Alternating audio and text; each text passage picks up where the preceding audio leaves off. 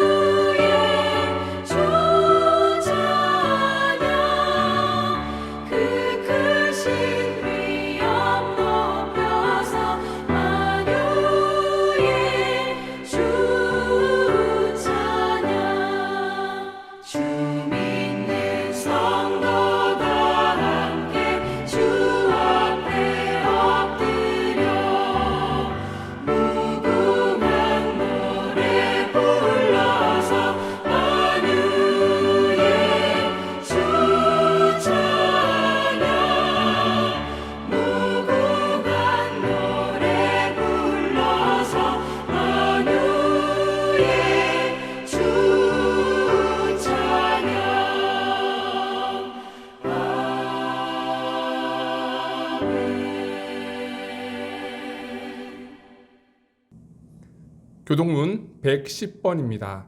저와 여러분이 한 절씩 교독하겠습니다. 온 땅이여 여호와께 노래하며 그의 구원을 날마다 선포할지어다.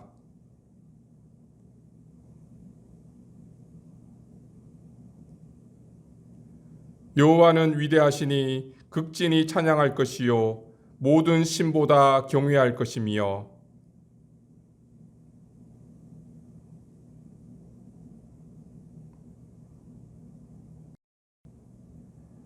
그러므로 너희는 가서 모든 민족을 제자로 삼아 아버지와 아들과 성령의 이름으로 세례를 베풀고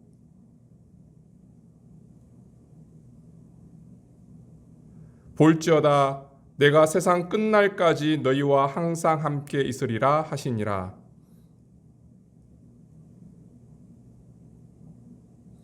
예루살렘과 온 유대와 사마리아와 땅끝까지 이르러 내 증인이 되리라 하시니라. 아멘. 다 같이 사도신경 하심으로 우리의 신앙을 고백하겠습니다. 나는 전능하신 아버지 하나님, 천지의 창조주를 믿습니다. 나는 그의 유일하신 아들, 우리 주 예수 그리스도를 믿습니다. 그는 성령으로 잉태되어 동정녀 마리아에게서 나시고 본디오 빌라도에게 고난을 받아 십자가에 못 박혀 죽으시고 장사된 지 사흘 만에 죽은 자 가운데서 다시 살아나셨으며 하늘에 오르시어 전능하신 아버지 하나님 우편에 앉아 계시다가 거기로부터 살아있는 자와 죽은 자를 심판하러 오십니다. 나는 성령을 믿으며 거룩한 공교회와 성도의 교제와 죄를 용서받는 것과 몸의 부활과 영생을 믿습니다. 아멘. 찬송가 499장 함께 찬양 드리겠습니다.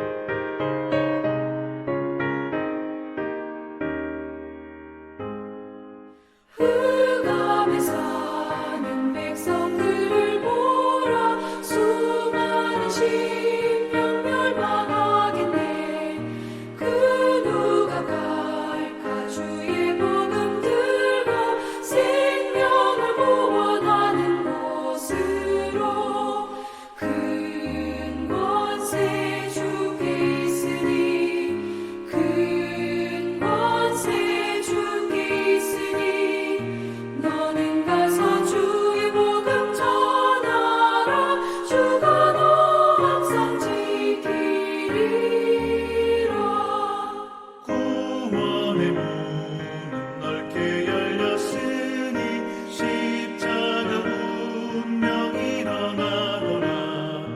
너희의 힘을 하나로 뭉쳐서 죄악의 쇠사슬을 끊어라.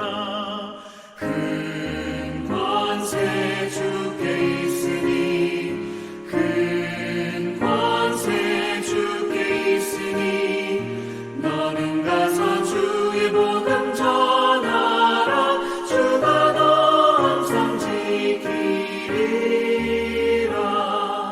왜 너는 멸망길을 가려느냐. 주 음성 듣고 응답하여라. 널 구원하려 예수 죽었으니 생명의 참된 복음 전하라. 큰 권세 주께 있으니 큰 권세 주께 있으니 너는 가서 주의 복음 전하라. 주가 너 항상 지키리라. 온 천하 만민 승리의 그날에 영광과 찬송 주께 드리네. 속죄함이 구원 받았으니 기쁘게 할렐루야 부르세. 큰 권세 주께 있으니 큰 권세 주께 있으니 너는 가서 주의 복음 전하라. 주가 너 항상 지키리라. 역사의 주관자 되신 하나님, 대한민국의 반만년 역사 가운데 외세의 침략으로 인해 바람 앞에 꺼져가는 등불처럼 위태롭던 우리나라를 보호하시고 복음으로 든든히 세워주신 하나님의 사랑과 은혜에 감사와 찬송과 영광을 올려드립니다. 오늘은 특별히 총회가 제정한 북한 선교 주일입니다. 신앙의 자유가 없이 탄압받고 억압받는 북한 주민들을 긍휼히 여기시고 지하교회 속에서 목숨을 걸고 여전히 신앙을 지키며 인내하는 북한 성도들의 기도를 주님 응답하셔서 속히 그 땅에 진정한 자유가 임할 수 있도록 은총을 허락하여 주옵소서. 자유롭게 하나님을 찬양하고 예배할 수 있는 땅이 되게 하여 주옵소서. 세계적으로 고립된 북한이 군사적으로 정치적으로 잘못된 판단을 하지 않게 하시고 북한 지도자들이 악한 길에서 돌이켜 하나님을 두려워하며 하나님께 돌아오는 역사가 일어나게 하여 주옵소서. 어제는 6.25 전쟁이 일어난 지 72주년 되는 날이었습니다. 우리가 누리는 자유와 평화가 공짜가 아니라 많은 사람들의 희생이 있었음을 기억하게 하시고 다시는 이 땅 가운데 전쟁을 통한 아픔이 없게 하여 주옵소서. 세계 유일의 분당국인 이 땅을 긍휼히 여기시고 복음을 통해 성령의 능력을 통해 이 땅이 온전히 하나 되는 역사가 나타나게 은혜 내려 주옵소서. 주님께서 세워주신 믿음의 공동체를 위해 기도합니다.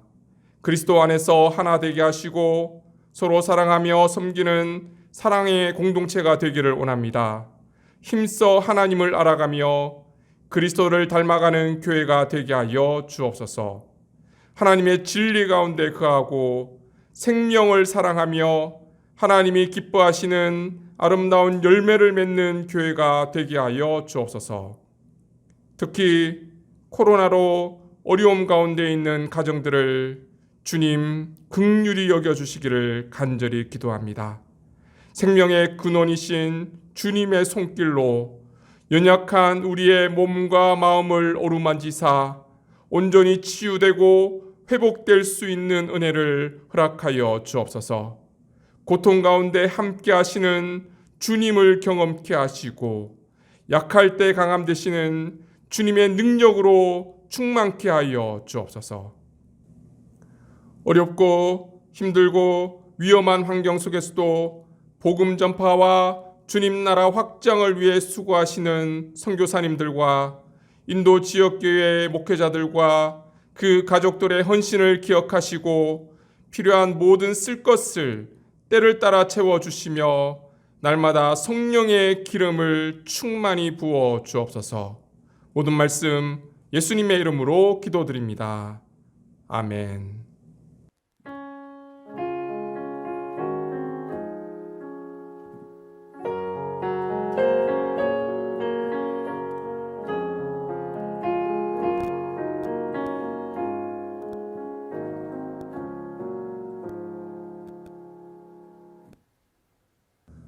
주님의 은혜와 평강이 여러분 가정 위에 함께 하시기를 주님의 이름으로 축복합니다. 오늘은 북한 선교 주일입니다.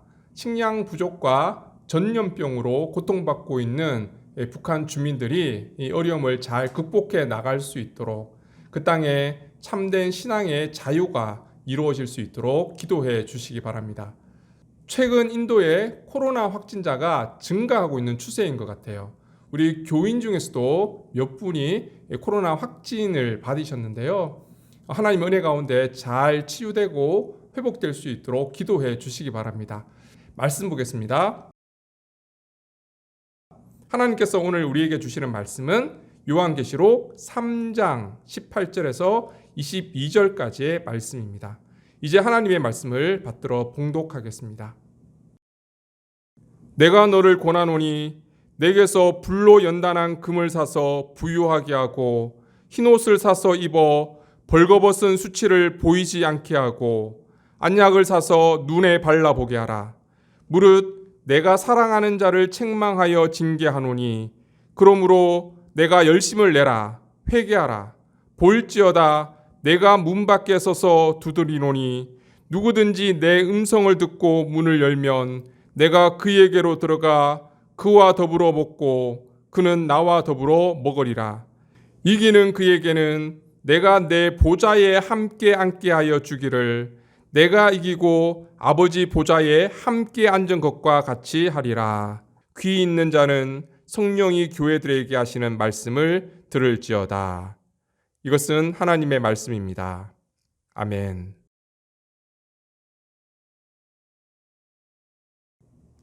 오늘은 지난주에 이어서 소아시아 7교회 중 마지막 교회 라오디게아 교회에 관한 말씀을 계속해서 나누어 보고자 합니다. 라오디게아 교회의 상태에 대해서 가장 잘 설명해 주는 구절이 17절 말씀이에요. 같이 한번 읽어보겠습니다. 내가 말하기를 나는 부자라 부요하여 부족한 것이 없다나 내 공고한 것과 가련한 것과 가난한 것과 눈먼 것과 벌거벗은 것을 알지 못하는도다. 로마의 한 역사가 말처럼 라오디게아는 지상에서 가장 부유한 도시였어요. 금융의 중심지였고 면직, 모직 산업, 특히 흑양모 산업이 발달했었죠. 그리고 세계적인 안약 제조 기술을 가지고 있었기 때문에 엄청난 부를 축적하고 있었어요. 라오디게아 교인들도 이러한 물질적인 부요 때문에 나는 부족한 것이 전혀 없다라고 생각할 정도였어요. 여러분, 어느 정도 가지면 이런 생각을 가질 수 있을까요? 한편으로 굉장히 부럽기도 합니다. 하지만 주님의 평가는 완전히 달랐죠. 그들은 공고하고 가련하고 가난하고 눈멀고 벌거벗은 자들이다. 주님 그렇게 말씀하고 계세요. 영적으로 가난하고 영적으로 눈이 멀어 분별력이 없고 영적으로 벌거벗은 것과 같은 수치를 당하고 있을 뿐만 아니라 그들의 영적인 상태가 돌같이 굳어져서 서서히 죽어가고 있는 불쌍한 처지라는 거예요. 이 모습은 마치 예수님이 비유로 말씀하셨던 어리석은 부자의 모습과 비슷한 것 같아요. 이 땅 가운데 더 큰 곡간을 짓고 더 많은 곡식을 쌓아두고 평안히 쉬고 먹고 마시고 그 인생을 즐기고자 했던 이 어리석은 부자에게 주님 뭐라고 말씀하십니까? 누가복음 12장 20절 21절 말씀이에요. 하나님은 이르시되 어리석은 자여 오늘 밤에 내 영혼을 도로 찾으리니 그러면 내 준비한 것이 누구의 것이 되겠느냐 하셨으니 자기를 위하여 재물을 쌓아두고 하나님께 대하여 부유하지 못한 자가 이와 같으니라. 신앙에 대한 분명한 행동의 결단 없이 적당히 세상과 타협하며 물질적인 부요 속에 만족하며 하늘의 보화를 쌓지 못하는 라오디게아 교인들을 책망하면서 주님께서 이렇게 말씀하십니다. 16절이에요. 우리 같이 한번 읽겠습니다. 내가 이같이 미지근하여 뜨겁지도 아니하고 차지도 아니하니 내 입에서 너를 토하여 버리리라. 제가 어릴 때 통닭을 먹고 탈이 나서 토했던 적이 있었거든요. 그 이후로 한동안 통닭을 못 먹었어요. 물론 지금은 통닭 좋아하고 굉장히 잘 먹긴 하지만 꽤 오랜 기간 동안 통닭을 못 먹었어요. 그런데 제 딸도 그런 경험이 있어요.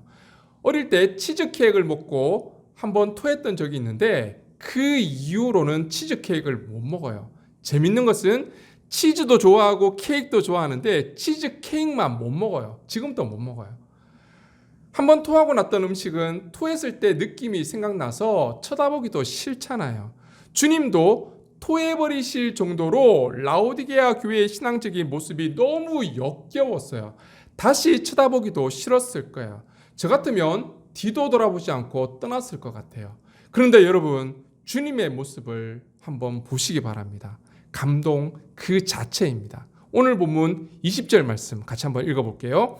볼지어다 내가 문 밖에 서서 두드리노니 누구든지 내 음성을 듣고 문을 열면 내가 그에게로 들어가 그와 더불어 먹고 그는 나와 더불어 먹으리라.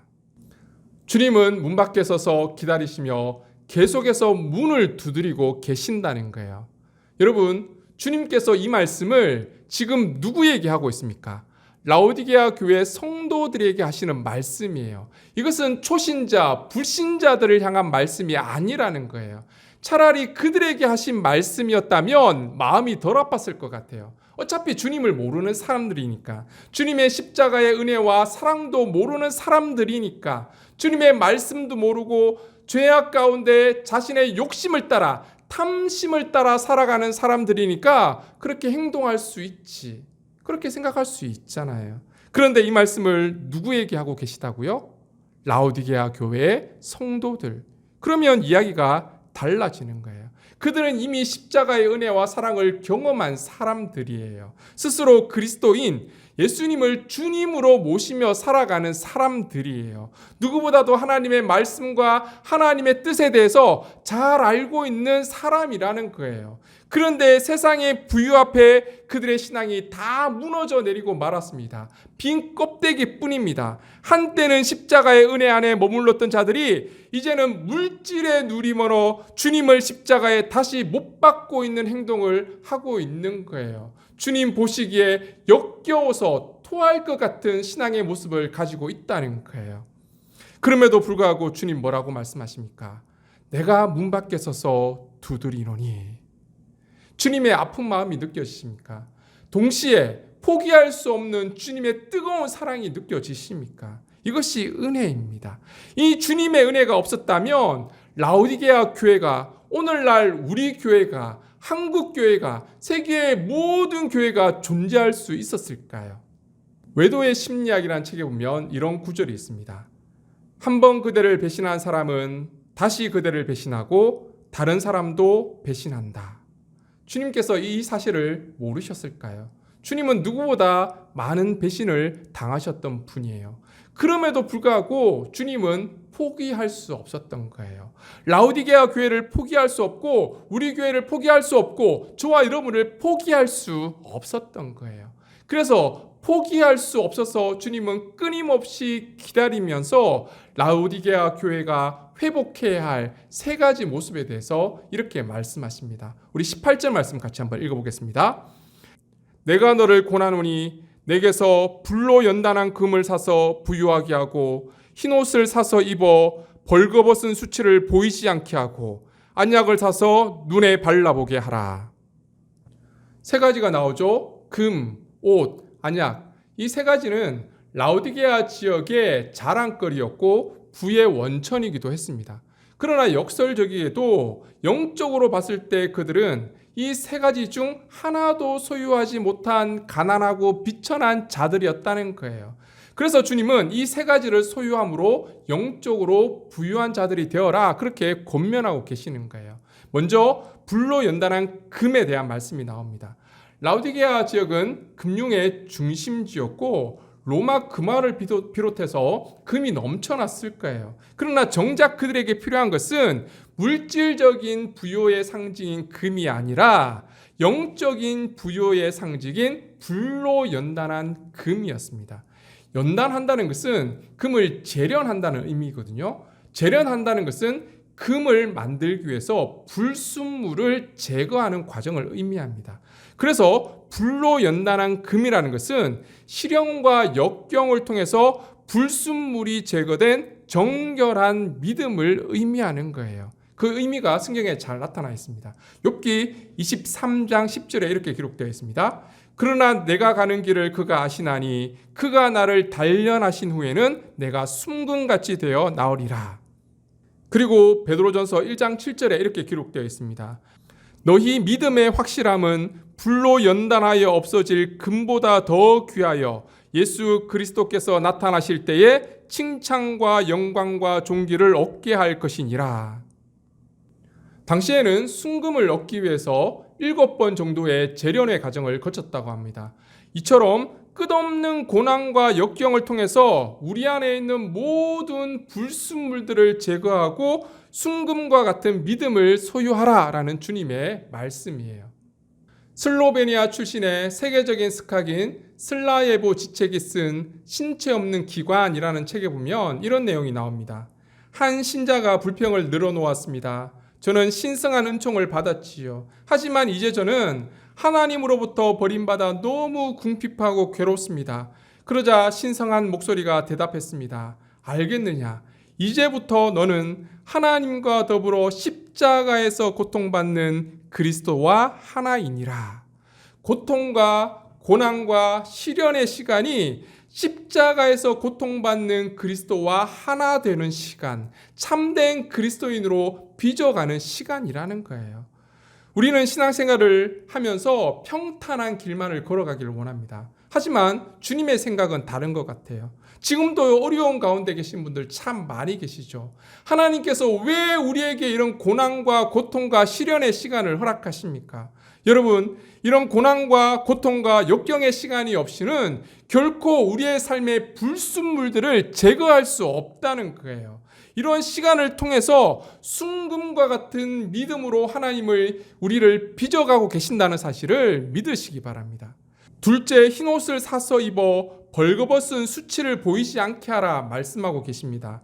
라오디게아는 윤기 있는 검은색 양털 생산지로 유명합니다. 그들은 비싼 옷을 입고 화려한 모습을 자랑했어요. 그러나 주님께서 보실 때 그들은 벌거벗은 채 수치를 드러내는 모습뿐이었다는 거예요. 그래서 흰옷을 입고 수치를 보이지 않게 하라 주님께서 말씀하고 계십니다. 그렇다면 여기서 흰옷은 무엇을 의미할까요? 이 흰옷에 대해서 요한계시록 19장 8절에 이렇게 말씀하고 계십니다. 그에게 빛나고 깨끗한 세마포 옷을 입도록 허락하셨으니 이 세마포 옷은 성도들의 옳은 행실이로다 하더라.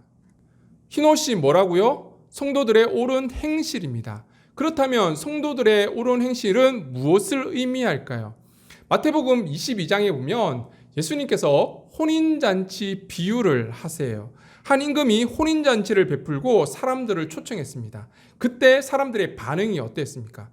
예전에 복음성가 중에 이 혼인잔치 비유를 배경으로 만든 곡이 있어요. 혹시 죄송해요라는 곡을 기억하시는지 모르겠어요. 워낙 오래된 곡이라서 우리 젊으신 분들은 잘 모를 것 같아요. 아무튼 가사가 이렇습니다. 죄송해요. 정말 잔치에 갈 수 없어. 장가 가야 하고 소도 사야 하고 논밭에 할 일이 너무 많아 내 어이하리 죄송해요. 혼인잔치에 초대받은 사람들이 바쁘다는 핑계로 다 거절했던 거예요. 임금이 너무 화가 나서 종들에게 너희는 길거리에 나가서 만나는 대로 사람들을 청하해서 오라. 그랬더니 잔치에 사람들이 가득 찼습니다. 그때 임금이 이렇게 말을 합니다. 임금이 손님들을 보러 들어올새 거기서 예복을 입지 않은 한 사람을 보고 이르되 친구여 어찌하여 예복을 입지 않고 여기 들어왔느냐 하니 그가 아무 말도 못하거늘 임금이 사환들에게 말하되 그 손발을 묶어 바깥 어두운 데에 내던지라 거기서 슬피 울며 이를 갈게 되리라 하니라.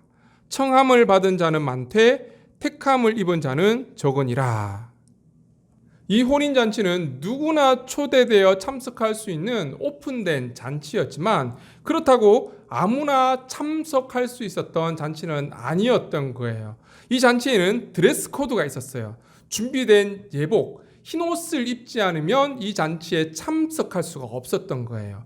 이 예복에 대해서 가장 잘 설명한 구절이 있다면 마태복음 7장 21절 말씀입니다. 나더러 주여 주여 하는 자마다 다 천국에 들어갈 것이 아니요 다만 하늘에 계신 내 아버지의 뜻대로 행하는 자라야 들어가리라. 성도들의 옳은 행실은 윤리적으로 도덕적으로 깨끗한 삶을 말하는 것이 아니라 하나님의 뜻대로 살아가는 삶을 의미하는 것입니다. 오래전 독일에서 전해져 내려오는 이야기가 있습니다. 독일의 바바리아라는 성에 루드비히라는 공작이 살았는데요. 모든 백성들이 두려워하는 대상이었어요. 아주 포악한 사람이었습니다. 그는 아내를 멸시하고 자녀들을 학대하고 때리고 부하들을 괴롭히고 강압적으로 대하는 아주 못된 사람이었어요. 그러던 어느 날 사냥을 갔다가 우연히 숲속에서 작은 예배당을 발견하게 됩니다. 그곳에 들어가서 제단 앞에서 기도하고 있는데 갑자기 예배당 벽에 글자가 보이는 거예요. 깜짝 놀랐죠. 순식간에 일어난 일이라 정신도 없고 그 글도 잠깐 보였다가 사라졌기 때문에 그 내용이 하나도 기억나지 않았어요. 그래도 그 글귀 처음 시작하는 첫 단어는 생각이 났던 거예요. 영어식으로 표현하면 in 3 이렇게 시작하는 글이었어요. 그게 3일인지 3달인지 아무튼 잘은 모르겠지만 in 3로 시작했던 글이었기 때문에 자기 나름대로 그 글귀를 해석했습니다. 3일 만에 하나님 앞에 서게 되리라 그렇게 생각을 한 거예요. 그리고는 집에 가서 3일 동안은 자기 아내에게 자녀에게 그리고 부하들에게 그동안 해주지 못했던 친절을 베풀기 시작합니다. 최선을 다해서 선대하기 시작합니다. 하나님 심판 앞에 섰을 때 그래도 뭔가 할 말은 있어야 되잖아요. 그래서 나름 최선을 다해서 그들에게 잘 대해주기 시작했습니다. 그리고는 3일째 되는 밤 그는 높은 탑 위에 올라가서 이제 곧 죽어서 하나님 심판대 앞에 서게 될 것을 생각하고 그 죽음을 기다리고 있었습니다. 그런데 그날 밤 아무 일이 일어나지 않았던 거예요. 그래서 그 다음날 공작은 다시 생각을 합니다. 그러면 그게 3일이 아니었고 석 달이었구나. 석 달 만에 내가 하나님 심판 앞에 서게 되겠구나. 그렇게 생각하고는 또 석 달 동안 열심히 삶을 살아갑니다. 가족을 위해서 부하들을 위한 삶을 삽니다. 그동안 상처받았던 가족들과 부하들에게 용서를 구했고요. 그랬더니 자연적으로 상처가 치유되기 시작했습니다. 이제 석 달이 되는 마지막 밤 그는 다시 탑 위에 올라갔습니다. 잠시 후 죽어서 하나님 심판대 앞에 설 것을 생각합니다. 그런데 그날 밤도 아무 일도 일어나지 않았던 거예요. 공작은 이제 분명히 이것은 3일도 아니고 석 달도 아니고 3년을 의미하는 단어였구나 그렇게 확신이 들었습니다. 다시 3년 동안 열심히 하나님의 뜻을 생각하며 하나님의 뜻대로 살아가기 시작했습니다. 그렇게 살아가던 어느 날 갑자기 나팔 소리가 요란하게 어디선가 들려옵니다. 독일의 왕실에서 사절단이 왔는데 루드비 공작을 독일의 황제로 모셔가기 위해서 데리러 온 거예요. 3일, 3개월, 3년 하나님의 심판대 앞에 설 것을 생각하면서 하루하루를 하나님의 뜻대로 살다 보니까 자신도 모르게 그 삶이 변화되어 가고 있었던 거예요. 많은 사람들이 그를 보면서 그를 존경하기 시작했습니다. 결국 그를 황제로 모시기로 결정을 내렸던 거예요. 이것이 바로 흰옷을 입는다는 의미입니다. 흰옷은 하나님 앞에 살아가는 그리스도인의 경건과 의로운 삶을 회복하는 것을 의미합니다. 여러분, 흰옷을 입을 수 있기를 바랍니다. 하나님 앞에서 하나님의 뜻대로 살아가며 거룩한 삶과 경건한 삶을 살아갈 수 있기를 바랍니다. 세 번째, 안약을 사서 눈에 발라보라. 그렇게 주님께서 말씀하십니다. 이 지역은 안약으로 유명하죠. 눈병 치료에 특별한 효과가 있는 안약의 생산지기도 했고 의과대학이 있는 의료 도시이기도 했습니다.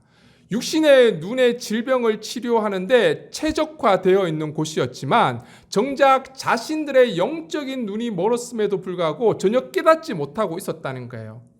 한 유대 청년이 랍비를 찾아와 이렇게 질문합니다. 선생님, 가난한 사람들은 비록 가진 것이 없어도 서로 돕고 사는데 왜 부자들은 남을 돕지 않는 것일까요? 그때 랍비가 이렇게 말을 합니다. 자네 창밖을 한번 내려다보게 뭐가 보이는가? 네, 어린아이와 함께 걸어가고 있는 엄마의 모습이 보입니다. 그래? 그렇다면 벽에 걸려있는 거울을 한번 보게 뭐가 보이는가? 예, 거울 속에 비치는 저 자신의 모습밖에 보이지 않습니다. 그때 랍비가 이렇게 대답합니다. 바로 그걸 안에 창이나 거울이나 모두 유리로 되어 있지만 유리에다 은칠을 하게 되면 자기 자신의 모습밖에 보이질 않는다네. 지금 라우디게아 교회를 가장 잘 표현해 주는 이야기가 아닐까 생각이 듭니다. 그들은 물질의 눈이 멀어 하나님을 보지 못하고 이웃을 보지 못하고 자신의 물질적인 부만 바라보고 만족하고 있었던 거예요. 그들의 부를 유지하기 위해 우상 숭배를 하고 있었지만 무엇이 잘못되었는지 깨닫지 못했다는 거예요. 주님은 그들의 영적인 시력이 회복되기를 원했습니다. 그들이 안약을 사서 눈에 발라 그들의 영적인 분별력이 회복되기를 원하셨던 거예요. 라우디게아 교회의 회복을 위해 주님은 불로 연단한 금과 흰옷과 안약을 처방해 주셨습니다. 하지만 이것을 어디서 구할 수 있을까요? 오늘 본문 18절을 다시 한번 보겠습니다. 내가 너를 권하노니 내게서 불로 연단한 금을 사서 부유하게 하고 흰옷을 사서 입어 벌거벗은 수치를 보이지 않게 하고 안약을 사서 눈에 발라보게 하라. 내게서 사라. 이 말은 주님께로부터 살 수 있다는 것이죠. 그런데 문제는 무엇을 가지고 사느냐는 거예요. 라우디게아 교회는 물질은 많았지만 영적으로 가난한 교회였습니다. 이런 것들은 물질로 살 수 있는 게 아니잖아요. 그렇다면 영적으로 가난한 라우디게아 교회가 이런 것들을 어떻게 살 수 있을까요? 그 해답이 이사야서에 있습니다. 이사야 55장 1절의 말씀입니다. 오호라 너희 모든 목마른 자들아 물로 나아오라. 돈 없는 자도 오라. 너희는 와서 사 먹되 돈 없이 값 없이 와서 포도주와 젖을 사라. 값 없이 사라. 이것은 공짜라는 의미가 아니라 우리가 지불할 것이 없다는 거예요. 다시 말하면 누군가 값을 지불했다는 의미예요. 오늘 본문의 사서의 헬라어 단어는 아라고조라는 단어인데요. 이 단어의 뜻은 사다라는 뜻과 함께 속량하다라는 뜻을 가지고 있습니다. 주님의 피로 속량하셨기 때문에 주님께서 값을 다 치르셨기 때문에 값 없이 살 수 있다는 거예요. 그렇다면 이 세 가지를 주님께로부터 사기 위해서 우리가 해야 할 일은 무엇일까요? 19절 말씀입니다. 같이 한번 읽겠습니다. 무릇 내가 사랑하는 자를 책망하여 징계하노니 그러므로 내가 열심을 내라 회개하라. 열심을 내라 회개하라. 주님께서 말씀하십니다. 열심을 낸다는 것은 무슨 의미일까요? 열심, 열정을 의미하는 영어 단어는 임투지에즘이라는 단어예요. 이 단어는 헬라어에서 왔는데요. 아내라는 인이라는 단어와 또 신을 뜻하는 하나님을 뜻하는 테오스라는 단어가 합성되어 만들어진 그런 단어입니다. 열심은 어원적으로 신이 우리 안에 있다. 하나님이 우리 안에 있다라는 의미를 갖고 있습니다. 다시 말해서 열심, 열정이라는 단어는 신에게 사로잡힌 마음, 생각, 행동, 삶을 의미하고 있습니다. 곧 열심을 내는 것은 하나님께 사로잡히는 거예요. 다시 말하면 하나님을 마음 중심에 모시고 살아가는 삶이에요. 그래서 열심을 내려면 필요한 것이 바로 회개입니다. 회개라는 것은 하나님께 다시 돌아가는 것이잖아요. 마음이, 생각이, 삶의 모든 것이 하나님께 돌아가는 것입니다. 이런 의미에서 주님께서 라우디게아 성도들에게 이렇게 요구하십니다. 그러므로 내가 열심을 내라, 회개하라. 이제부터라도 부유한 경제적인 환경의 마음을 빼앗기지 말고 힘써 하나님을 찾고 하나님 안에 거하고 하나님을 갈망하는 삶을 살아라. 그렇게 말씀하고 계신 거예요. 앞에서 말씀드렸던 세 가지를 주님께로부터 사기 위해서는 열심을 내고 회개하고 주님께 돌아오는 것 외에 방법이 없다는 거예요. 이렇게 회개하고 주님께 돌아갈 때 주님께서 우리에게 두 가지 약속을 해 주십니다. 20절 말씀을 같이 한번 읽겠습니다.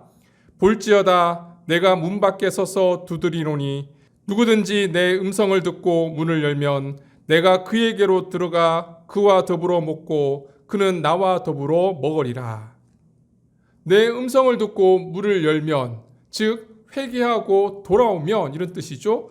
내가 그에게로 들어가 그와 더불어 먹고 그는 나와 더불어 먹으리라. 유대인에게 있어서 식탁의 교제는 특별한 의미가 있습니다. 예레미야스는 그 의미를 이렇게 설명합니다.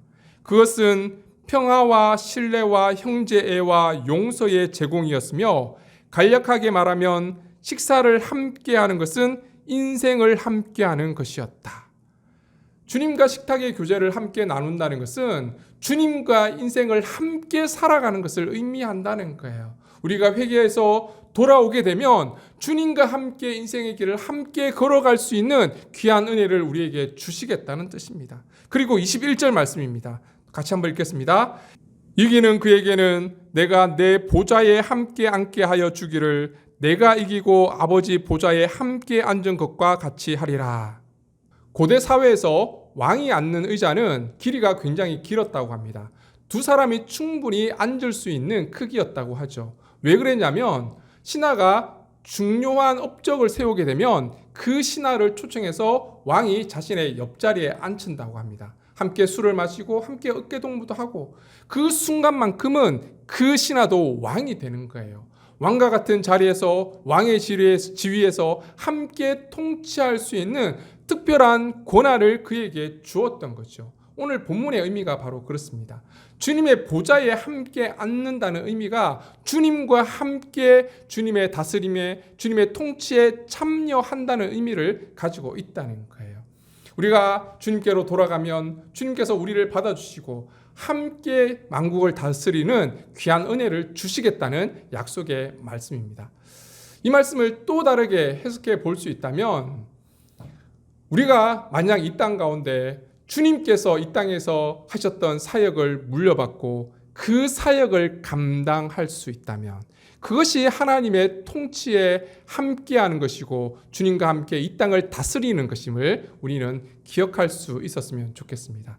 그래서 라오디게아 교회에게 주셨던 이 하나님의 약속, 주님과 함께 거하고 함께 인생을 살아가고 주님 안에서 하나님의 뜻을 온전히 이루어갈 때, 주님께서 우리에게 주신 사명을 감당할 때 우리는 이 세상을 하나님과 함께 주님과 함께 통치하는 것임을 잊지 말았으면 좋겠습니다. 그 일을, 그 사역을 함께 감당할 수 있는 저와 여러분이 되시기를 주님의 이름으로 축원합니다. 기도드리겠습니다. 거룩하신 하나님, 라오디게아 교회를 통해 주신 하나님의 말씀을 기억합니다. 불로 연단한 순금과 같은 정결한 믿음을 가질 수 있게 하시고 흰옷을 입은 하나님의 거룩한 백성으로의 삶을 살아가게 하시며 영적인 분별력으로 하나님의 뜻을 구분하고 하나님의 뜻을 이루어갈 수 있는 아름다운 믿음의 공동체가 될 수 있도록 은혜를 내려 주옵소서. 우리의 삶이 주님 안에 거하는 삶이 되기를 원합니다. 주님께 돌아갈 수 있는 삶이 되게 하시고 주님과 함께 우리의 인생을 걸어가며 주님께서 주신 귀한 사명을 감당함으로 이 땅을 주님과 함께 다스리고 통치할 수 있는 귀한 믿음의 삶이 될 수 있도록 축복하여 주옵소서. 모든 말씀 예수님의 이름으로 기도드립니다. 아멘.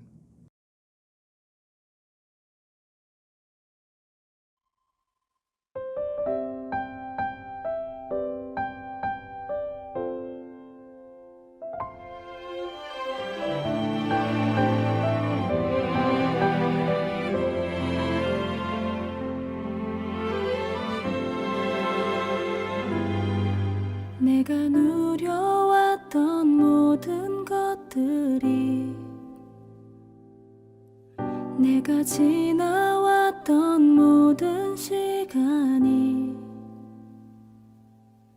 내가 걸어왔던 모든 순간이 당연한 것 아니라 은혜였어. 아침 해가 뜨고 저녁에 노을,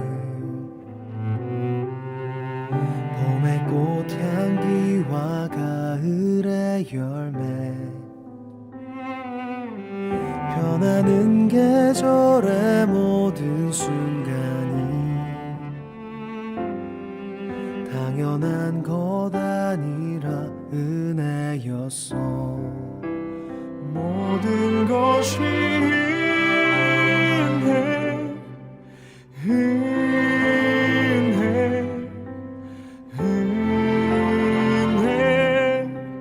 한없는 은혜.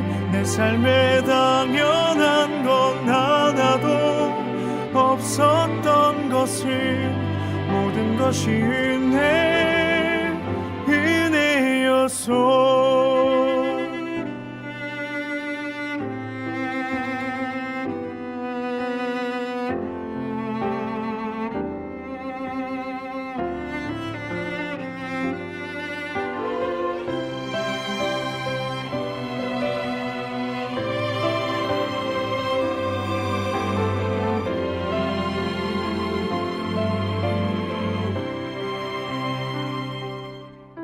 내가 이 땅에 태어나 사는 것, 어린아이 시절과 지금까지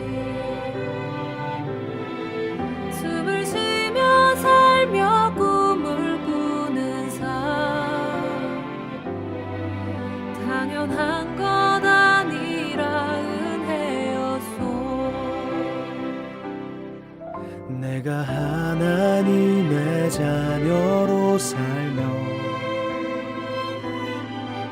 오늘 찬양하고 예배하는 삶,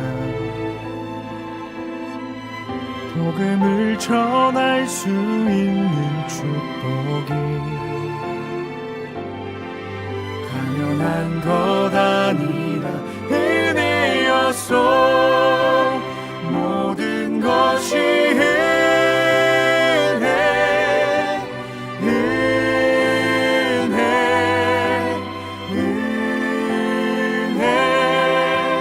한없는 은혜. 내 삶에 당연한 건 하나도 없었던 것을, 모든 것이 은혜였어. 모든 것이 은혜,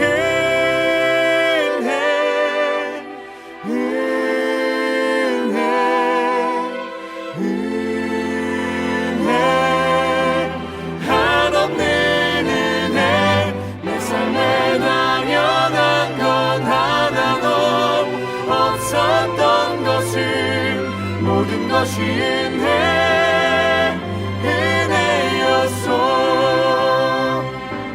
모든 것이 은혜였어.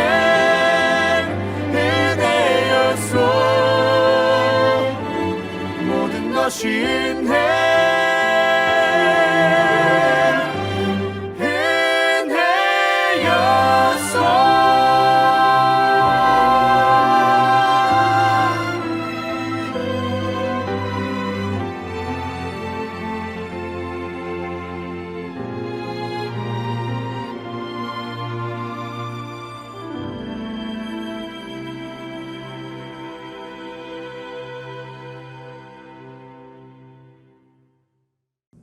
은총의 하나님, 한 주간 동안 우리의 가정과 직장을 지켜주시고 주님 주신 기쁨 안에 거하게 하심을 감사드립니다.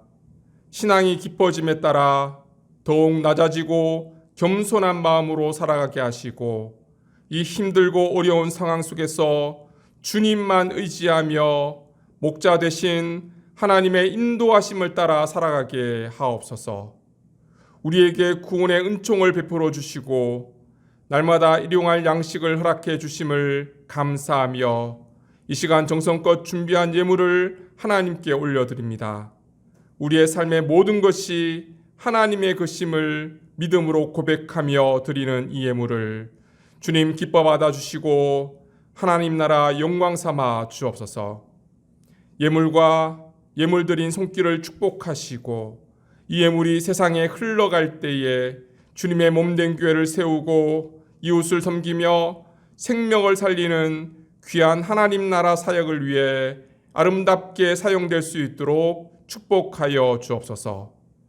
새롭게 시작되는 한 주간은 주님과 더불어 먹고 마시며 주님과 함께하는 삶을 살아가기 원합니다. 주님 안에 거하며 주님으로만 만족하며 영적으로 풍성한 삶이 되게 은혜 내려 주옵소서.